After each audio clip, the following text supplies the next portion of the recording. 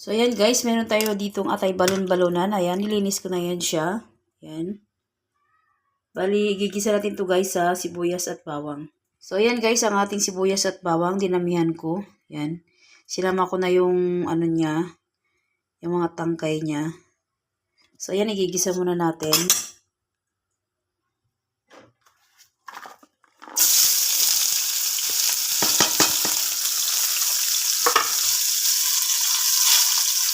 Mga itim guys ng ano pala guys, yung mga sibuyas, ayan. Sinama ko siya sa pagisa. Ayan, igisa lang natin ang bahagya ang ating sibuyas at bawang. Dali ang menu pala natin ngayon guys ay yung atay balon-balonan guys ng manok. Gagawin natin minudo guys. Atay balon-balonan. Ayan, masarap to guys. Binili ko kayo na sa palengke. Fresh pa siya. Fresh pa yung mga ano niya guys, yung karne niya. So ayan, balik natin maya-maya guys kapag nag-golden brown na ng konti yung ating sibuyas at bawang. So bali ito pala guys yung ating ihahalo, yung bell pepper, patatas at carrot. So ayan, balatan natin. So ayan guys, nag-golden brown na siya. Lagay po natin ilagay yung ating mga atay balon-balonan. Yan. Pinagsama ko na guys yung atay saka yung balon-balonan. Ibali, i-set aside lang natin mamaya yung atay. Kasi hindi po din ma-overcook yung atay natin kasi matitigas. So ayan, ilain natin. Pinekas-mekas natin guys.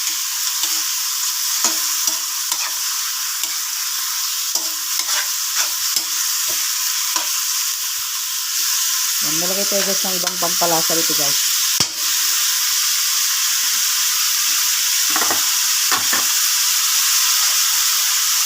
Yan, maglagay tayo ng lechon.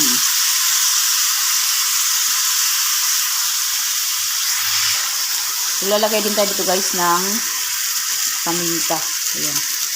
Pali pamintang powder lang ang nilagay ito.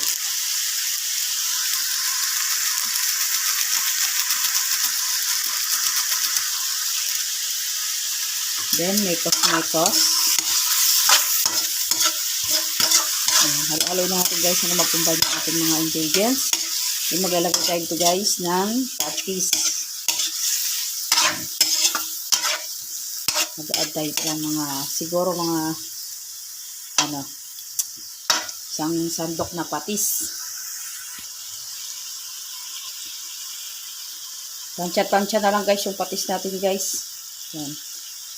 Magdagdag na lang tayo ulit mamaya kapag kulang. Then halo-haloin lang natin.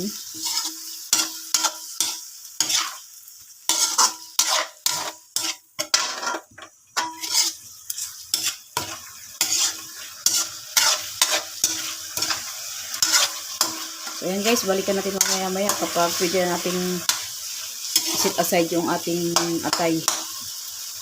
Balatan natin yung ating mga patatas. So ayan guys, nagdagdag pala ako ng isang sachet ng tomato paste dito. Yung maliit lang. Ayan. Kalimutan ko isabay sa pag-isa kanina.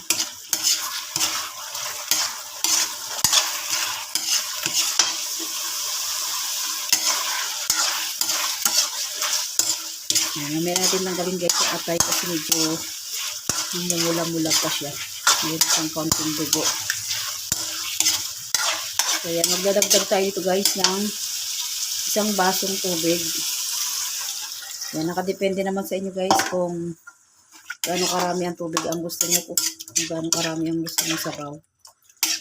So yan, para pampalambot lang ito guys ng ating itong ating balon-balonan kasi medyo may katigasan ang ating atay balon-balonan guys. So yan, mamaya rin guys isit aside itong mga atay kasi medyo may mga dugo-dugo pa siya. So ayan, balikan mo natin guys maya-maya. Guys, bali in-set aside ko muna yung ating yung ating atay kasi baka ma-overcook siya. Pangat kasi pag na-overcook siya, may titigas. So ayan, in-set aside muna natin. Yan. Bali, sinit aside ko muna guys yung ating mga atay. So, yan yung ating balon-balonan. Yan, palambutin muna natin. Balikan natin guys, maya-maya. So, yan guys, magdadagdag tayo to guys ng kalating kutsarang asukal. Pampambalansi lang to guys ng lasa. Tapos, isang beef cubes. Yan. Then, maglalagay tayo guys ng green peas. Yung mga salata. Bali ito guys yung, guys, ang nilagay kong green peas kayo. Itong Señorita dry peas. So, yan. Mikos lang natin guys.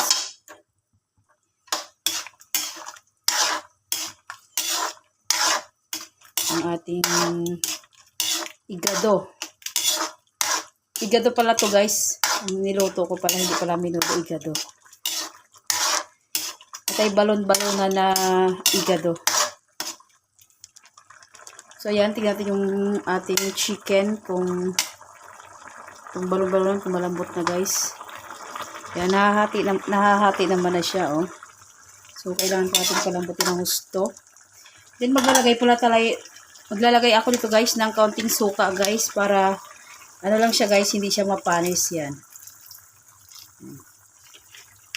So, ayan, balikan natin guys maya-maya. Mamaya natin haluin para hindi mahilaw yung ating suka.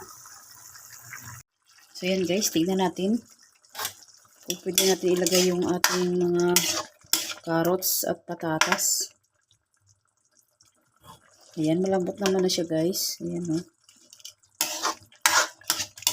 Pwede natin guys ilagay yung ating mga carrots. So, ayan guys, lagyan na natin yung ating mga carrots. Ayan, optional lang guys ang aking paghiwa dito. Nakadepende naman sa inyo guys kung gaano kalalaki ang paghihiwa nyo. Ayan, sa akin kasi saktuhan lang sa akin guys.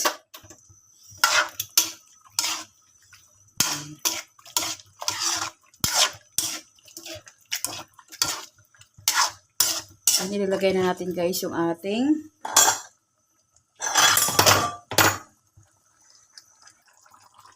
so ayan guys, lagay natin yung ating bell pepper. Ayan. Mekos lang natin.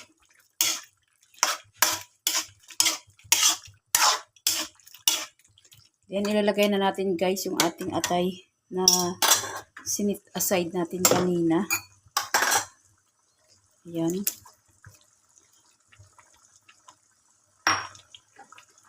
Then, mekos lang natin guys. Yung mga sabaw guys, nakadepende sa inyo guys kung gusto nyong tuyo or marami sabaw o saktuhan lang. So, ayan. Ako kasi guys, medyo lagyan ko siya ng konting sabaw siguro kasi para may sabaw yung aking mga alaga. So, ayan. Halo-haloin lang natin guys. Pali hindi na ako naglagay dito guys ng rino. Kasi mayroon na siyang atay. So, nakadepende sa inyo guys kung okay lang naman kung lalagyan nyo pa ng rino dito. Saka hotdog. So, walang hotdog sa rep guys. Kaya ito lang ang pinalo ko.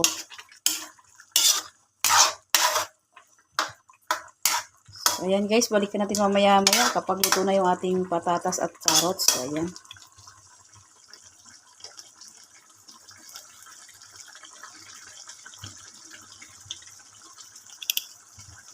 Ayan guys, tignan natin kung goods na.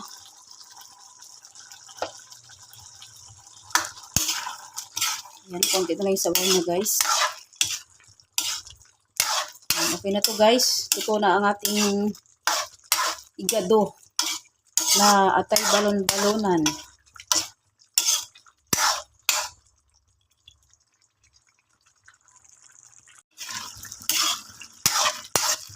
Guys, ito na oh. Goods na to guys. Ito na yung ating ulam for this video guys. Ang ating igado na atay balon-balonan. So, ayan guys, yung ating recipe today guys. Ayan. Ayan, magpasandok ng mga karne. Ayan. Ayan, luto na ang ating atay balon-balonan guys. So, yun lang guys. Thanks for watching. Please like, comment, share, and subscribe. God bless us all. Thank you, Lord, sa blessings.